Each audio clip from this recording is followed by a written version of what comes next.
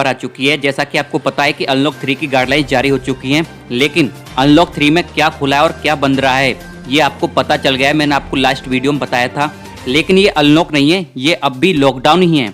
और अभी अभी 10 बड़े राज्यों ने अपने यहाँ पर लॉकडाउन की घोषणा कर दी है। जी हाँ, अभी अभी बिल्कुल बहुत ही बड़ी खबर आई है। 10 राज्यों ने, देश के 10 बड़े राज्यों ने अपने यहाँ पर लॉकडाउन लगा दिया है। मैं आपको इस वीडियो में पूरा प्रूफ के साथ आपको बताने वाला हूँ। और इससे पहले मैं आपको बता दूं कि अगर आपने अभी तक हमारे चैनल को सब्सक्राइब नहीं किया है तो सब्सक्राइब कर लें और साथ में बेल आइकन दबा दें, ताकि हमारे आने वाले वीडियो की नोटिफिकेशन आप तक पहुंच सके। और आप किस राज्य से हैं और किस राज्य से बिलोंग करते हैं, आपको नीचे कमेंट बॉक्स में कमेंट करके जरूर बताना है। तो चलिए दोस्तों, पहली बड़ी अपडेट की बात करते हैं। अगर आप एक सरकारी कर्मचारी हैं तो आपके लिए एक गुड न्यूज है, जो कि जानना आप सभी के लिए जरूरी है। लॉकडाउन में रिटायर होने वाले केंद्रीय कर्मचारियों के लिए गुड न्यूज आ गई है। कोरोना काल तमाम लोगों के लिए एक बड़ी परेशानी लेकर आया और इन दिनों रिटायर होने वाले केंद्रीय कर्मचारियों के सामने पेंशन और ग्रेजुइटी को लेकर काफी दिक्कतें आ रही हैं। लेकिन ऐसे कर्मचारियों को केंद्र सरकार ने बड़ी राहत दी है। लॉकडाउन के दौरान रिटायर होने वाले केंद्र सरकार के कर्मचारियों को नियमित पेंशन भुगतान आदेश जारी होने और अन्य औपचारिकताएं पूरी होने तक अस्थायी पेंशन राशि मिलेगी। केंद्रीय मंत्री जितेंद्र सिंह ने कहा है कि महामारी और लॉकडाउन को देखते हुए यहां पर यह निर्णय लिया गया है। केंद्रीय मंत्री ने कहा है कि लॉकडाउन के चलते सरकारी कर्मचारियों को पेंशन फार्म जमा करने में दिक्कतें हो सकती हैं और यह भी हो सकता है कि रिटायर होने वाले कर्मचारी सर्विस बुक के साथ दावा फार्म फिजिकली तौर पर वेतन और लेखा कार्यालय में जमा करवा पाने की स्थिति ना हो। खासकर उन हालात में जहां दोनों कार्यालय अलग अलग शहरों में हों तो यह परेशानी और बढ़ सकती है। यह समस्या केंद्रीय सशस्त्र पुलिस बलों के कर्मचारियों के सामने सबसे ज्यादा है, क्योंकि ये लोग लगातार एक शहर से दूसरे शहर जाते हैं और उनके मुख्य कार्यालय, वेतन और लेखा कार्यालय वाले स्थान से दूसरे शहरों में होते हैं। उन्होंने कहा कि कोविड-19 महामारी और लॉकडाउन के कारण दफ्तर के काम में बाधा से इस दौरान रिटायर होने वाले कुछ कर्मचारियों को पीपीओ नहीं जारी किया जा सका, लेकिन मौजूदा सरकार पेंशन भोगी और वरिष्ठ नागरिकों को लेकर संवेदनशील है। इसलिए सीसीएस पेंशन नियम 1972 के तहत नियमित पेंशन भुगतान में विलंब से बचने के लिए नियम में छूट दी जा सकती है, ताकि अस्थायी पेंशन और अस्थायी ग्रेजुइटी का भुगतान बिना किसी परेशानी के नियमित पीपीओ जारी होने तक हो सके। महामारी के दौरान रिटायर होने वाले केंद्र सरकार के कर्मचारियों को नियमित पेंशन भुगतान आदेश जारी होने और अन्य औपचारिकताएं पूरी होने तक अस्थायी पेंशन राशि आपको मिलेगी। ये आपके लिए बहुत ही खुशखबरी है। तो चलिए अगली बड़ी खबर की बात करते हैं। दिल्ली में खुलेंगे साप्ताहिक बाजार, रात का कर्फ्यू भी हटा दिया है। जी हाँ, जो रात में कर्फ्यू लगा था वो अब हटा दिया है, 1 अगस्त से लागू हो जाएगा। मुख्यमंत्री अरविंद केजरीवाल ने अनलॉक 3 के तहत दिल्ली की अर्थव्यवस्था को खोलने के लिए अहम फैसले लिए और दिल्ली सरकार ने ट्रायल बेसिस पर साप्ताहिक बाजारों को 1 सप्ताह तक खोलने की इजाजत दे दी है। जी हाँ, 1 सप्ताह तक खोलने की इजाजत दे दी है। इसमें सोशल डिस्टेंसिंग समेत दूसरे जरूरी एहतियात बरतने होंगे और इसके साथ ही रात के कर्फ्यू को खत्म कर दिया है। वहीं पर होटल, हॉस्पिटैलिटी सेवाएं और स्ट्रीट हॉकर्स को काम करने की अनुमति दी गई है और मुख्यमंत्री ने उम्मीद जताई है कि अनलॉक 3 में दिल्ली की अर्थव्यवस्था एक बार फिर पटरी पर लौट आएगी। अनलॉक 3 के दिशा निर्देशों के तहत आज लिए गए निर्णयों के तहत दिल्ली सरकार ने रात्रि कर्फ्यू को खत्म कर दिया है और पहली रात 10 बजे से सुबह 5 बजे तक आवाजाही पर बंदिश थी। वहीं पर दिल्ली के होटल अब अस्पतालों से जुड़े हैं, इसलिए दिल्ली सरकार ने होटलों में सामान्य कामकाज शुरू करने की अनुमति देने का फैसला किया है। और इससे पहले सोमवार को पारित आदेश के तहत दिल्ली सरकार ने 1 सप्ताह के लिए सुबह 10 बजे से रात के 8 बजे तक ट्रायल के आधार पर दिल्ली में स्ट्रीट हॉकर्स को काम करने की अनुमति दे दी थी।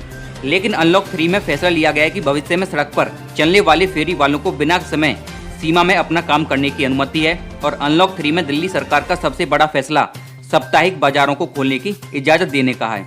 हालांकि अभी इसे ट्रायल के आधार पर साप्ताहिक बाजारों को 1 सप्ताह के लिए सोशल डिस्टेंसिंग और सभी आवश्यक एहतियात उपायों के साथ काम करने की अनुमति दे दी गई है। जी हाँ, दिल्ली सरकार ने 1 सप्ताह के लिए सभी बाजार खोल दिए हैं। सोशल डिस्टेंसिंग का पालन करना होगा, फिर उसके बाद दिल्ली सरकार फैसला लेगी कि महामारी फैलती है या फिर कंट्रोल में होती है। तो इसी को देखते हुए दिल्ली सरकार ने ये बहुत ही बड़ा फैसला लिया है।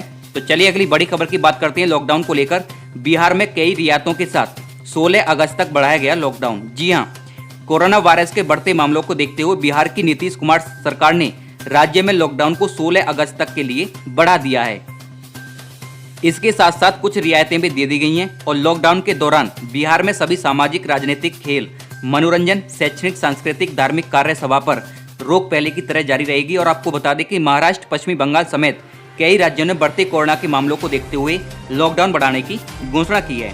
एक दिन पहले ही महाराष्ट्र की उद्धव ठाकरे सरकार ने राज्य में लॉकडाउन को 31 अगस्त तक बढ़ा दिया है और महाराष्ट्र देश में कोरोना से सबसे ज्यादा प्रभावित राज्य है और यहाँ पर अकेले कोरोना संक्रमण के 4 लाख से ज्यादा मामले सामने आए और अब तक 14,000 से ज्यादा लोग इस जानलेवा वायरस से शिकार बन चुके हैं। हालांकि राज्य में मिशन बिगिन अगेन के तहत, जी हाँ, महाराष्ट्र में रियायतें भी दी गई हैं और इसके तहत 5 अगस्त से मॉल और शॉपिंग कॉम्प्लेक्स खोले जा सकेंगे, लेकिन मॉल्स के थिएटर और फूड कोर्ट बंद रह जाएंगे और इसके साथ साथ 4 व्हीलर में ड्राइवर के साथ 3 और लोग बैठ सकेंगे और बाइक पर 2 लोगों को चलने की इजाज़त मिलेगी।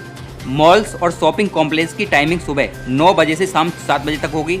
उधर भारत में कोरोना वायरस की स्थिति बद से बदतर होती जा रही है। महामारी शुरू होने के महीने के बाद ही मामले कम होने के बजाय बढ़ते जा रहे हैं।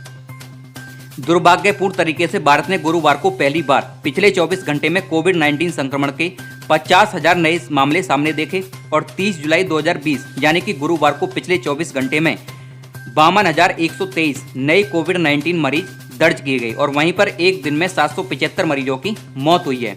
और इसके साथ ही देश में कुल पॉजिटिव मामलों की संख्या 15,83,792 हो गई और वहीं पर अब तक 34,968 लोगों की इस वायरस से मौत हो गई है।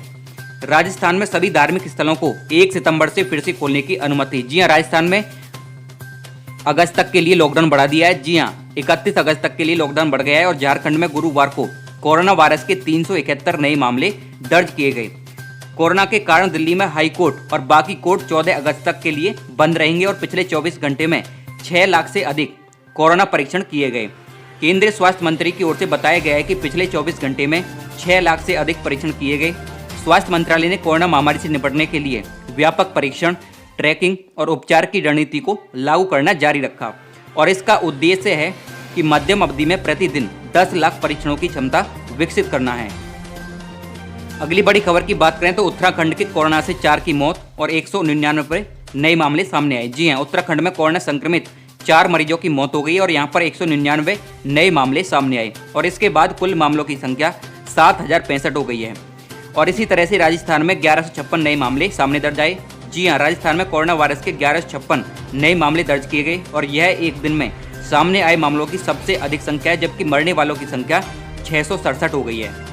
छत्तीसगढ़ में गुरुवार को कोरोना वायरस के 256 नए मामले सामने आ चुके हैं। जी हां, छत्तीसगढ़ में गुरुवार को कोरोना वायरस के 256 नए मामले सामने आए और वहीं पर एक की मौत भी हुई और नए आंकड़ों के मुताबिक राज्य में अब कुल संक्रमितों की संख्या 8,856 हो गई है और मृतकों की संख्या बढ़कर 51 हो गई है। झारखंड के में बढ़ते मामलों को देखते हुए सरकार ने लॉकडाउन को 31 अगस्त तक के लिए बढ़ा दिया है। जी हां, झारखंड में बढ़ते कोरोना संक्रमण को देखते हुए सरकार ने लॉकडाउन को 31 अगस्त तक बढ़ाने का फैसला किया है। सरकार ने कहा है कि मौजूदा रियायतों के साथ यह लॉकडाउन 1 अगस्त से प्रभावी हो जाएगा, यानी कि 1 अगस्त 2020 से 31 अगस्त 2020 तक के लिए लॉकडाउन कर दिया है झारखंड में। तो चलिए दोस्तों, अगली बड़ी खबर की बात करते हैं। बहुत ही बड़ी खबर आ चुकी है जो कि आप सभी के लिए जानना जरूरी है।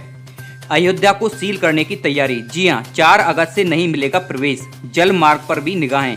प्रधानमंत्री के आगमन के चलते अयोध्या को चारों तरफ से सील करने की तैयारी है और इसके लिए अयोध्या समेत फैजाबाद शहर में प्रवेश के सभी मार्गों पर पूर्व में किए गए इंतजामों की मॉनिटरिंग की जा रही है। मुख्य कार्यक्रम की पूर्व संध्या से किसी को भी अयोध्या में प्रवेश नहीं दिया जाएगा और वहीं पर लखनऊ के रास्ते सड़क से आने वाले वीवीआईपी को शहादतगंज से अयोध्या में प्रवेश देने की योजना बनाई जा रही है। और साथ ही अयोध्या जिले के पड़ोसी जनपद बस्ती, गोंडा, अम्बेडकर नगर, बाराबंकी, सुल्तानपुर, अमेठी आदि में पूर्व में ही नोडल अधिकारियों की नियुक्ति की जा सकती है। इनके नेतृत्व में इन जनपदों की पुलिस बॉर्डर पर कड़ी निगरानी रखेगी और वहीं पर जल मार्गों पर कड़ी निगरानी रखने के लिए पीएसी जल पुलिस की तैनाती की जा रही है। प्रधानमंत्री के अयोध्या आगमन को लेकर हाईवे समेत अयोध्या के सभी छोटे बड़े प्रवेश मार्गों पर बैरियर लगाए जाने की तैयारी है और यह सभी आगामी 3 अगस्त से कार्य करना शुरू कर देंगे। 4 अगस्त की शाम से अयोध्या में प्रवेश प्रतिबंधित किया जा सकता है और इसके लिए सभी मार्गों पर पूर्व में किए गए इंतजामों को दोबारा मॉनिटरिंग की जा रही है। अयोध्या में प्रवेश के प्रमुख रास्ते जालपा देवी चौराहा, Mohbara bypass, booth number 4, Ramghat, Saket petrol pump, Banda तिराहा, हनुमान गुफा समेत अन्य छोटे रास्तों को बैरिकेडिंग लगाकर सील करने की तैयारी है। और इसके अलावा हाईवे पर भी पूर्व में लगे बैरिकेडिंग पर अतिरिक्त सुरक्षा कर्मी तैनात कर आने वाले और जाने वाले लोगों की सघन तलाशी ली जाएगी।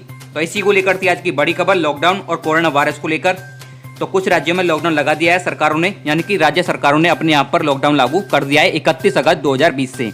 तो इसी को लेकर बहुत ही बड़ी खबर थी। वीडियो को लाइक कर दीजिए और चैनल को सब्सक्राइब कर लीजिए ताकि हमारे आने वाले वीडियो की नोटिफिकेशन आप तक पहुंच सके।